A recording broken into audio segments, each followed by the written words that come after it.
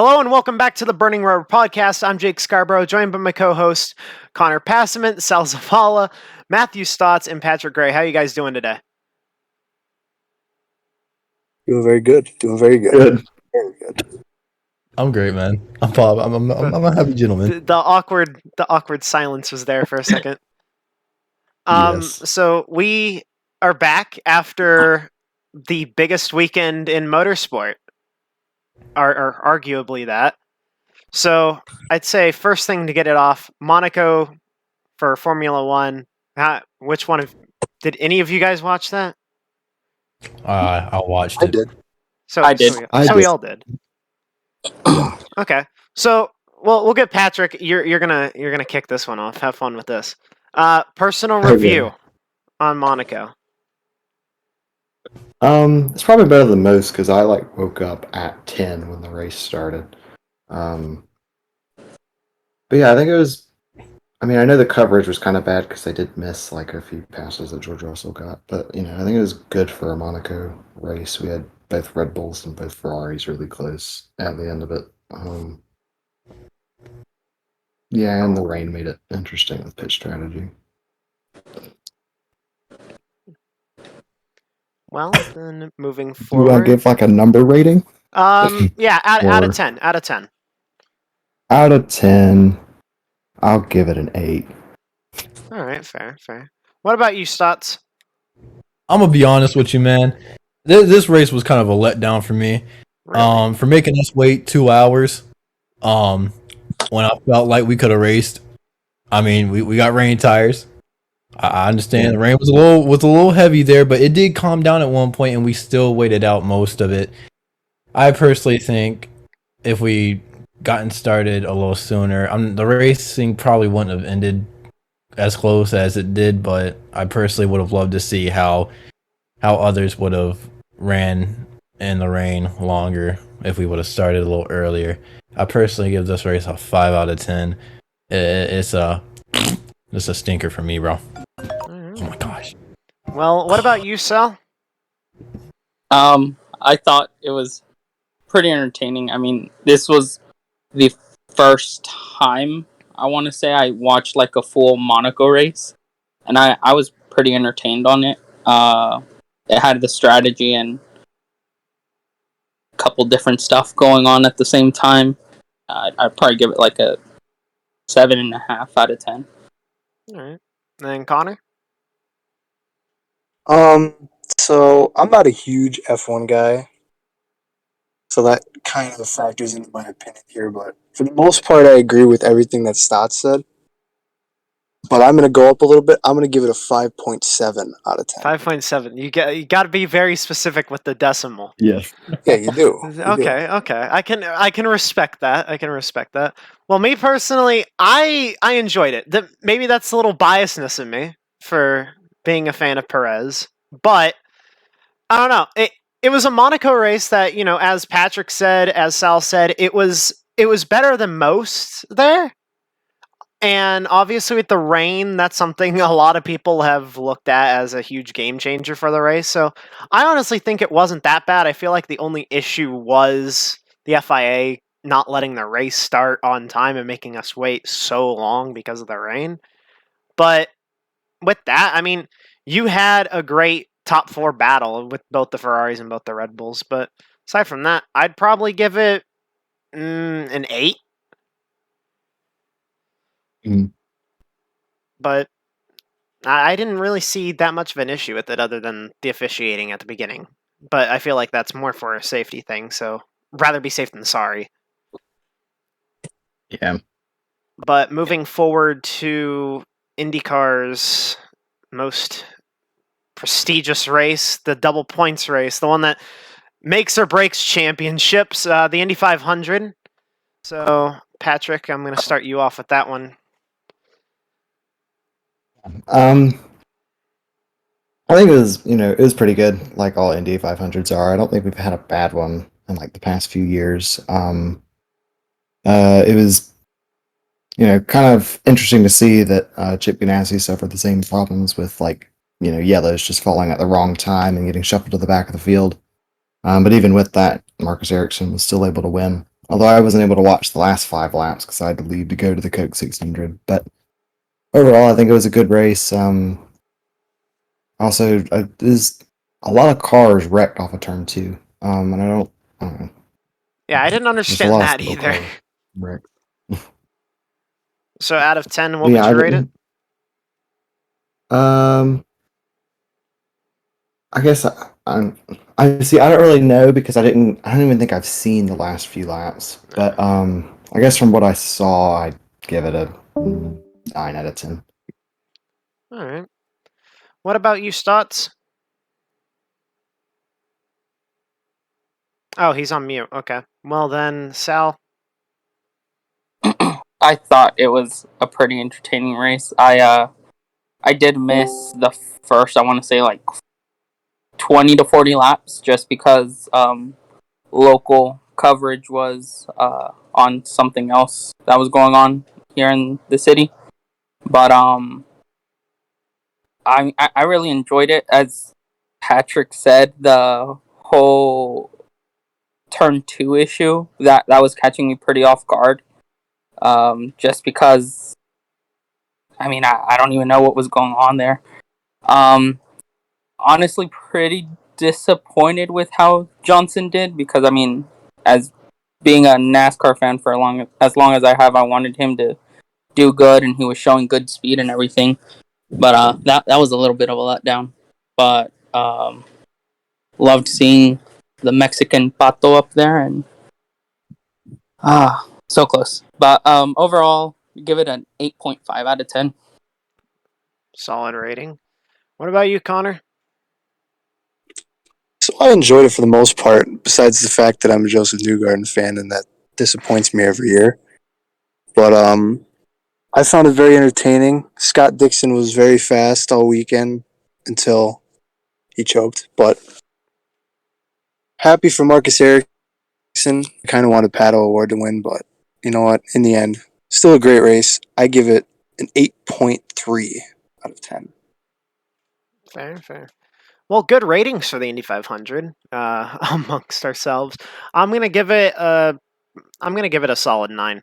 I loved everything about the racing, especially I feel like this is the best one after adding the aero screen because we've seen how much of an issue that kind of has been for a lot of drivers with downforce.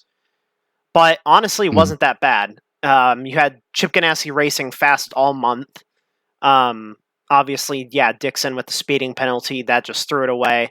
Landed in the lap of Marcus Ericsson, and the only issue I had with the race was that call to red flag it. I feel like it just should have gone under caution. If that ended the race, that ended the race because 2020 you have Spencer Pigot going to the pit divider wall, and that ended the race under caution. But this year, just because Johnson slams the wall, they red flag it. I just felt like it would have been wrong if Marcus didn't win that race in the end due to the red flag. But all in all, we still got a good finish. Mhm. But aside from that, moving forward, the Coke 600, the longest race in NASCAR history, the longest race of the year. Patrick, your go. Yep. So I was there, so definitely different from what most people saw.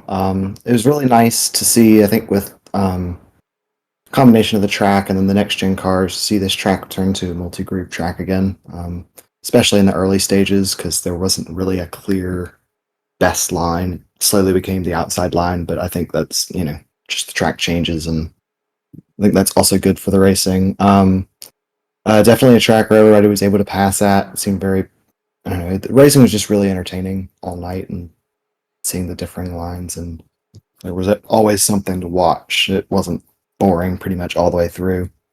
Then there was the Busher flip, which was interesting. I think that was the last thing anybody expected to happen because he was already going slow. And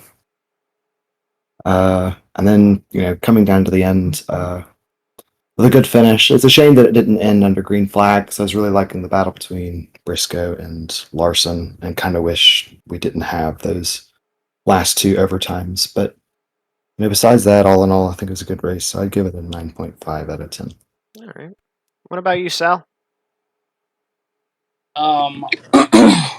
I thought it was definitely a pretty solid race, especially after the kind of race they had last week. It it just brought back like how these cars used to race around there and everything. It wasn't all just. I mean, Chastain was pretty dominant, but both lanes they could work eventually, and they worked well. The kind of like at Indy for the 500, turn 2, turn 4 seemed to be the problem there. I don't know if it was just more problems there with the tires or what, but I really enjoyed the race. 7 out of 10. Alrighty, what I Oh, missed? Stotts, well, now that you're back, we skipped you on the Indy 500 review, Not but best smack thing. I dab. wasn't really. Smack dab for Coke 600. I'm sorry. What? The Coke 600. What's your Oh, review? what about it? Oh man, Oh. bro. That was a great race, bro. That was honestly. I mean, besides the wrecks, we don't really like to look at those. But the finish was really good. I think the new cars work perfectly for these intermediate tracks, man. So I'd give this a solid 9 out of 10. I really liked it. I hope it continues to be this good as the season goes on. All right. Now, Connor, what about you? All right, so fun fact, I didn't actually watch this race until Monday night. But nonetheless, I enjoyed myself, besides being a William Byron fan and being disappointed for the second time that day. Oh, Reposo. But yeah, for the most part, the cars were pretty good, besides the whole Chris Buescher tire go poof thing. That was crazy. It was crazy, indeed. But I'm going to give this race a solid 8.89 out of 10. Oh my! Ain't no way. This Went to the man. double digits on the decimal there. He's got to be specific with it. Well, Bro's definitely. well, I mean, I have to agree with you guys. I feel like there was not a lot of people that were disappointed with this race. It was probably one of the best I've seen in a long time in the sport.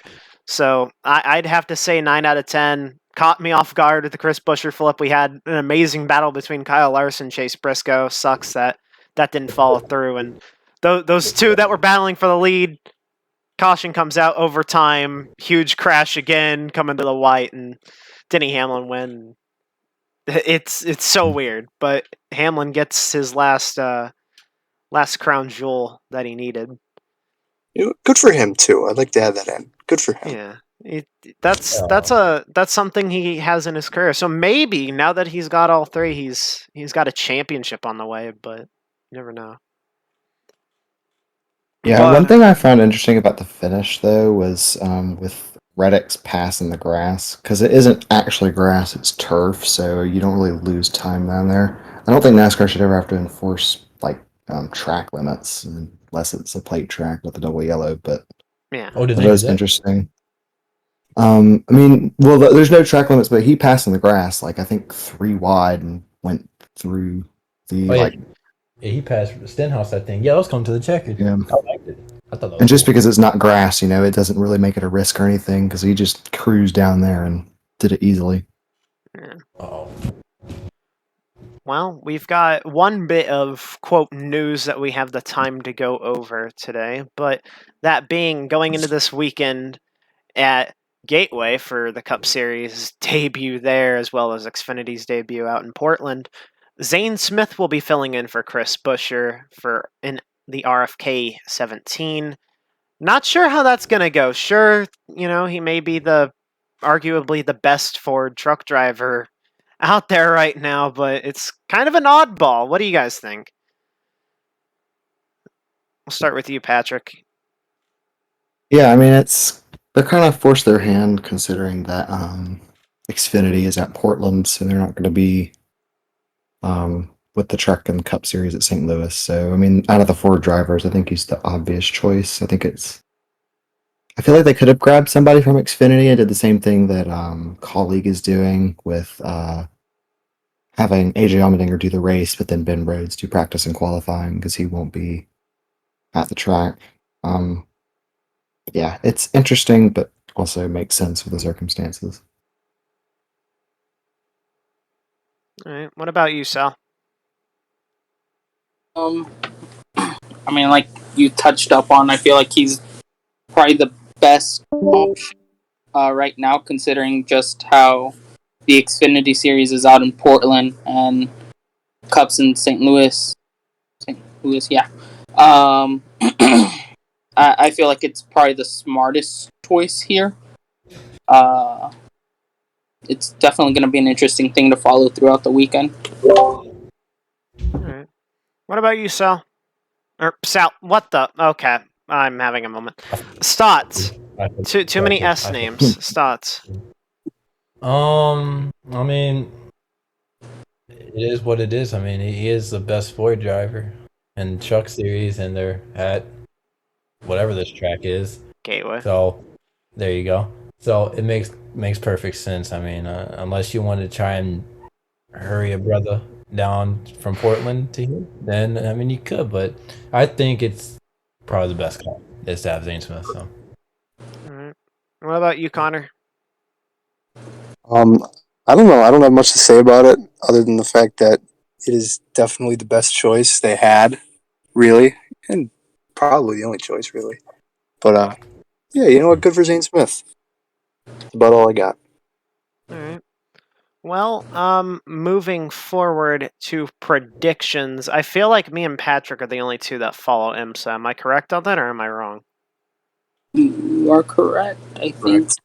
yeah, you correct, buddy. Ain't no one. Well, Patrick, I'll ask you this: who do you predict wins the Detroit GP for IMSA? See, I'm trying to remember all the classes and all the drivers in each If because I you can haven't only give DPI DPI. overall winner. See, I don't even remember the drivers in that. I do know the teams though. All right. I'm just gonna go and say the Meyer Shank Acura will get it. All right. Do we know who's in that car this weekend? Is it going to be like I the Indycar group with believe Pagano and I believe it's just Jarvis and Bloomquist. Okay. So I was honestly thinking of saying the same thing, but now just to kind of throw an oddball, I'm gonna go with probably Wayne Taylor. It's been the same podium the past two races in a row. I think it's gonna stay the same way. So that Wayne Taylor Yeah. Racing 10 DPI is gonna get I another agree. one. Alrighty. Well, IndyCar predictions. What do you guys think, Patrick? We'll start with you on that. It's tough to say because with the street circuits, you always kind of want to go with Colton Herta, but then I think this season and last season, really, he's proven he's not as consistent there. He definitely has pace. It's just if he can finish the race. I feel like I'm going to go with Pato. He was strong there last year, and I think he's carrying the momentum from the second place of the Indy 500. So I'll stick with Pato. All right. Is this still a doubleheader weekend for IndyCar at Detroit? I can check. I don't remember it being one. I don't think it is. No, it's another. It's Iowa. I know Iowa's got the doubleheader. I don't think it's Detroit though. Okay, because we used to. Yeah, it's just one day race. All right. So, Pato, what about you, Sal? Who do you think? Heart tells me Pato, but I'm gonna say that Colton Herta is able to finish it out and win this one. All right. Stotts? I'll look at consistency, and so far the most consistent one without a win, I believe is Alex Palou, right? I don't think he got a win, do we? So I'm gonna go with him. I think he'll win. All right. Connor? All right, so I'm just going with a gut feeling. I don't know why. This is just my pick here. I'm going to go with the 3 of Scott McLaughlin. Okay. That's not a bad pick considering he won the season opener. He's got to make up points after DNFing in the Indy 500. Oh boy, this WWE reference. Well, for me, I'm gonna have to go with Will Power. I think he gets think he gets vengeance for last year when the red flag happened. His engine just would not go back on. Nothing would work, handing Marcus Ericsson the win. So that's my pick. I think he gets what he wanted last year and puts himself back in the title fight. But moving forward, we have the Gateway Truck Race. What do you guys think, Patrick? I'm not sure who all is in it, but because I know there's. Well, it's probably going to be more just the truck guys because Xfinity is in Portland. So I'm going to say. Is Grant Enfinger racing this weekend? I think he's still in the truck series, right? Yeah. Yeah, I'm going to go with Grant Enfinger. I don't know why. Just have a feeling. All right. Sal? I think Carson Hocevar finally gets it done. Ooh. All right. Stotts? Did anyone say Zane Smith? I wasn't listening. No one said Zane Nope. Smith Oh, yet. I'm gonna go Zane. I'm gonna go Zane Smith. He's been really hot this year. Really hot. All right. Connor? I'm going to go with my man, Christian Eckes. And a special shout out to Rajah Caruth making his Truck Series debut. Okay. Well, you mentioning it already. Raja Caruth started his career from a PS3. He's winning this weekend. We win. I'm betting on it. He's a Jurassic Series winner. Jurassic Cup Series winner. Yes. I hope All he right. still loves me. Oh no. Well, what about Xfinity, Patrick? I'm looking at the entry list right now. I'm gonna go with Landon Castle. Oh, I feel like he'll do up the road courses. And I don't know, it's just something different because he's in a good car. He just hasn't gotten a win yet. And I feel like Portland is where he gets his first one. okay. Well, yeah. First time winner at a new track. Sal, what about you? Oh man. Ty Gibbs. Gibbs. Okay. Yeah. Stotts? I'm going AJ Allmendinger. All right, 2 colleague picks so far. Connor, what about you? I'm going to take the 7 of Justin Allgaier. Okay. Well, I'm going to go out on a limb here, and I'm going to say Our Motorsports gets its first win, and we're going to see Brett Moffitt take home the win in Portland. But I as like for that. Cup, Patrick, your go. For Cup, it's hard to tell. New track, new cars. I feel like it's going to be a veteran just because you're going to have to adapt. I'm going to go with Kevin Harvick. All right. It's his first one this season. Sal? This seems like a very William Byron weekend for some reason. So I'm gonna go with him. Okay. Stotts? Not trying to be biased, but I'm picking Briscoe, man. I just got that feeling. All right. Connor? Denny Hamlin will go back to back. Oh, Smoking that Dennis pack. okay. Well, what can I say? I think this is a weekend that comes with surprises, and that all has to end because we're gonna see the quote guy that likes to back into wins, Alex Bowman, win here in Gateway for the first time in Cup. So Ugh. I have a feeling. We're gonna have a weird sense of events happen, and everyone's gonna go losing their mind that he backed into another one. But aside from And then, does that mean that Gateway will only be on the schedule for 1 year? yep, precisely that. Bowman's the track killer. Yes. Well, with that, though, I think that wraps everything up for this week's edition. We didn't get to talk about a lot, so that will just get moved over to next week, sadly. But thank you guys for being on today. Of course. I'm back. You're back. Connor's back. Patrick's debuted. The BRP's back, and hopefully we're weekly. We should be. But with that being said, thank you all for tuning in. We'll see you next week. Have a good time.